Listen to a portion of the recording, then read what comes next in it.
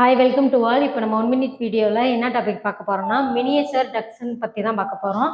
மினியேச்சர்ன்றது இவர் தான். இப்போ இவரை பற்றி தான் நம்ம பார்க்க போகிறோம்.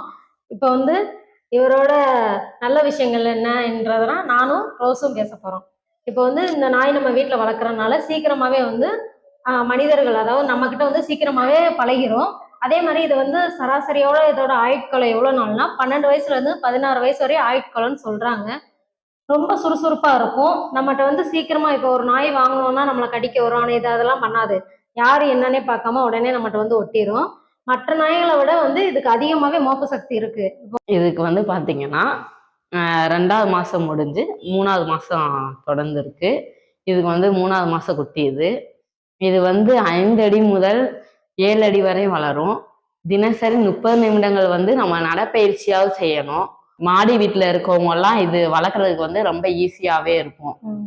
இதுக்கு என்ன நோய் வரும்னா ஐவி டிஸ்க் நோய் வரும். இது வராம இருக்கிறதுக்கு என்ன பண்ணணும்னா நம்ம வந்து தடுப்பூசி முறையை வந்து போட்டோம்னா சரியாயிரும். உணவுகள் வந்து அசைவ உணவு தான் சாப்பிடுவது. இந்த எலும்பு இந்த மாதிரி கொடுக்கலாம்.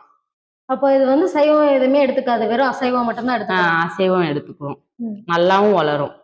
ஸோ இப்போ வந்து உங்களுக்கு வந்து எங்கள் மினியேச்சரை பற்றி ஃபுல்லாக சொல்லிட்டோம். இதே இல்லை, நீங்கள் நார்மலாகவே வளர்க்கணும்னு நினச்சாலும் இதை போய் வாங்கினாலும் உங்களுக்கு வந்து ரொம்ப ஹெல்ப்ஃபுல்லாக இருக்கும். நார்மல் மனுஷங்களை விட இது வந்து உங்களுக்கு ரொம்ப ஹெல்ப்ஃபுல்லாக இருக்கும். ஸோ எங்கள் 1 மினிட் வீடியோவுக்கு நீங்கள் வந்து சப்ஸ்கிரைப் பண்ணிவிட்டு லைக் பண்ணுங்கள், ஷேர் பண்ணுங்கள், கமெண்ட் பண்ணுங்கள். தேங்க்யூ.